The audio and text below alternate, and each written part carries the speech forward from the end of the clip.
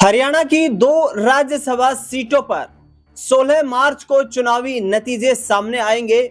और यह स्पष्ट हो जाएगा कि हरियाणा की इन दोनों राज्यसभा सीटों पर कौन अपना कब्जा जमाता हुआ नजर आ रहा है। लेकिन भारतीय जनता पार्टी ने अपने समर्थन से जिन एक उम्मीदवार को चुनावी मैदान में उतारा है वो करनाल के पूर्व सांसद संजय भाटिया है। राज्यसभा चुनाव की तारीखों को लेकर जिस तरीके से चिंतन मंथन शुरू हुआ था और उसके बाद लगातार चर्चा ये हो रही थी कि हरियाणा प्रदेश में बड़े जो कद्दावर नेता बीजेपी संगठन से जुड़े हुए हैं उन बड़े कद्दावर नेताओं को इस राज्यसभा में चुनाव में उम्मीदवार बनाया जा सकता है, उनमें से किसी की लॉटरी लग सकती है।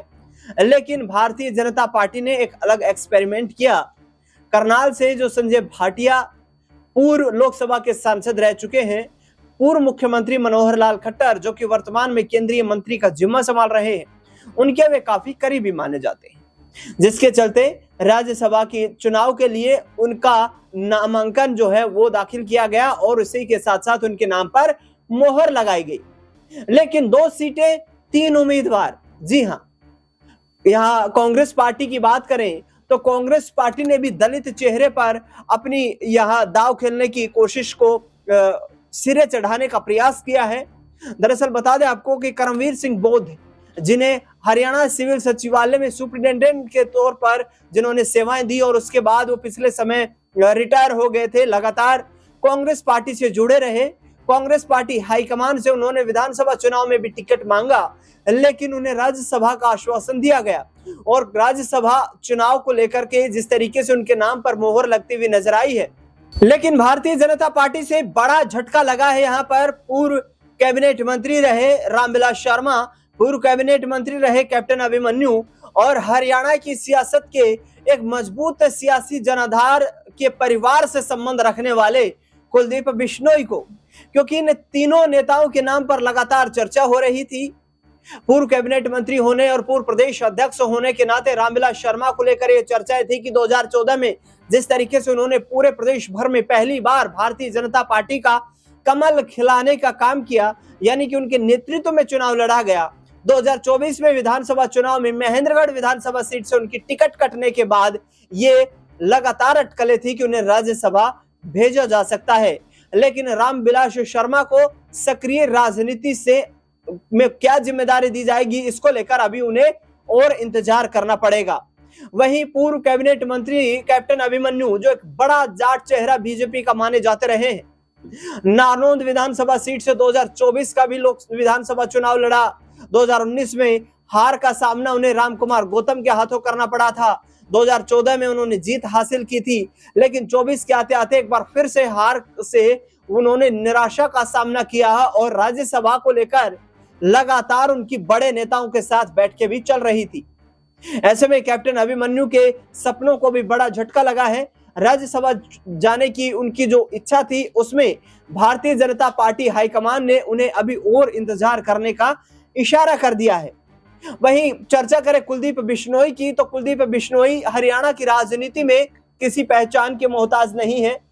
जिस वक्त वो भारतीय जनता पार्टी में शामिल हुए थे उस दौरान उनके बेटे भव्य बिश्नोई, जिन्होंने आदमपुर से बाई इलेक्शन लड़ा, आदमपुर बाई इलेक्शन को जीत करके वो भारतीय जनता पार्टी के विधायक के तौर पर हरियाणा विधानसभा के सदन पहुंचे, लेकिन वो पारी लंबी नहीं खींच पाए और 2024 के हरियाणा विधानसभा चुनाव में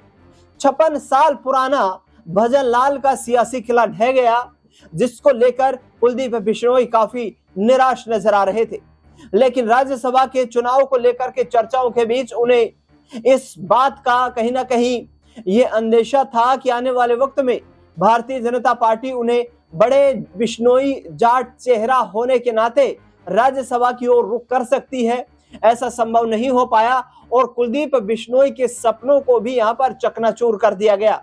लेकिन अब बड़े ये दिग्गज कद्दावर नेता जिनका टिकट कटा है, जो कि हरियाणा की राजनीति में बड़ा सियासी कद रखते हैं, भारतीय जनता पार्टी ने कहीं ना कहीं हरियाणा में जो तीसरी मर्तबा सरकार बनाई है उसमें इन तीनों बड़े चेहरों की महत्वपूर्ण भूमिका रही है। हालांकि उम्मीदें किरण चौधरी को भी थी कि उन्हें एक पूरे टेन्योर के लिए राज्यसभा भेजा जाएगा, लेकिन मिड टर्म में ही उनका कार्यकाल जिस तरीके से उस सीट पर खत्म हुआ है, इसके साथ साथ ही राज्यसभा के लिए उन्हें नामित नहीं किया गया है। तो ये बड़े राजनीतिक चेहरे जो भारतीय जनता पार्टी से जुड़े हुए थे, इनको बड़ा झटका लगा है। संजय भाटिया को लेकर कहा जा रहा है कि वो लंबे वक्त से संघ से जुड़े हुए हैं। इसके साथ साथ पानीपत नगर निगम के चेयरमैन भी रह चुके हैं। करनाल लोकसभा सीट से वो लोकसभा के सांसद भी रह चुके हैं। और यहां तक की बात करें तो जीटी बेल्ट में पार्टी को मजबूत करने के लिए मनोहर लाल खट्टर और नायब सिंह सैनी का ये एक महत्वपूर्ण कदम माना जा रहा है। कोशिशें ये भारतीय जनता पार्टी संगठन की है कि जीटी बेल्ट की मजबूत सियासत जो है उसको बरकरार रखा जाए, क्योंकि अहिरवाल के कुछ बड़े राजनेताओं का पिछले वक्त से देखें तो एक दूसरे को लेकर जिस तरीके से तंज कसना लगातार जारी है, उस बात से यह भी अंदेशा लगा है कि अहिरवाल क्षेत्र से उम्मीदवार न उतारना इस बात के भी संकेत हैं कि कहीं ना कहीं जो बड़े कद्दावर नेता हैं, जिसमें राव इंद्रजीत सिंह का नाम शामिल है, कैबिनेट मंत्री राव नरवीर सिंह का नाम शामिल है, राव अभय सिंह यादव और राव इंद्रजीत सिंह के बीच जिस तरीके से लगातार बयानबाजी हुई है, वो इस बात का संकेत दे रहा है कि इस बेल्ट में कहीं ना कहीं आपस में एक दूसरे से टकराव के माहौल में भारतीय जनता पार्टी के बड़े नेता देखने को एक दूसरे के आमने सामने बयानबाजी करने को उतर आए हैं। और जिसके चलते खेमेबाजी ना हो, गुटबाजी ना हो, यानी कि किसी गुट का मजबूत दबदबा नजर न आए, जिसको ध्यान में रखते हुए यहाँ पर पानीपत की पृष्ठभूमि से संबंध रखने वाले संजय भाटिया, जो कि पंजाबी वोट बैंक से संबंध रखते हैं, उनको इस राज्यसभा चुनाव में भारतीय जनता पार्टी चुनावी मैदान में उतारने जा रही है। और 16 मार्च को जो नतीजे सामने आने हैं उसमें उम्मीद ये है कि संजय भाटिया बड़े आसानी के साथ मार्जिन से इस सीट पर अपना कब्जा कर लेंगे। लेकिन कांग्रेस पार्टी के लिए कहीं ना कहीं ये बड़ी चुनौती इसलिए भी होगी क्योंकि कांग्रेस पार्टी को 31 विधायकों की आवश्यकता है, समर्थन 37 विधायकों का है। लेकिन 2016 और 2022 में जिस तरीके से कुछ वोट कैंसिल हुए, कुछ क्रॉस वोटिंग तक की खबरें सामने आई, ये इस बात के संकेत देता है कि भूपेंद्र सिंह हुड्डा कांग्रेस हाईकमान को इस राज्यसभा चुनाव में एक सीट को जीत दर्ज करने के लिए अपने विधायकों की मजबूत लामबंदी रखनी होगी। दरअसल बता दें आपको कि तीसरे जो प्रत्याशी हैं सतीश नांदल, जो कि चुनावी मैदान में उतरे हैं, उन्होंने 3 निर्दलीय विधायकों के साथ उनके समर्थन के साथ अपना नामांकन दाखिल किया है। लेकिन बताया जा रहा है कि वो भाजपा के पूर्व उपाध्यक्ष रह चुके हैं, प्रदेश उपाध्यक्ष, इससे पहले इंडियन नेशनल लोकदल में शामिल थे। और संजय भाटिया कहीं ना कहीं भाजपा का जो एक्सेस वोट बैंक है उसके आधार पर ही नजरें रखे हुए हैं कि सीट पर जीत दर्ज करने के लिए वो मजबूती के साथ आगे बढ़े और इस सीट पर उन्हें यहाँ जीत मिलती हुई नजर आए। लेकिन कांग्रेस को लामबंद रखना यहाँ पर भूपेंद्र हुड्डा के कंधों पर अतिरिक्त जिम्मेदारी नजर आती है। इसी के साथ साथ बीजेपी के वरिष्ठ नेताओं पर भी, जिनका टिकट नहीं कंफर्म हो पाया राज्यसभा चुनाव के लिए, उन पर भी नजरें रहेंगी कि आगामी वक्त में उनकी राजनीति किस ओर करवट बदलती हुई नजर आती है। इस खास रिपोर्ट में फिलहाल के लिए इतना है।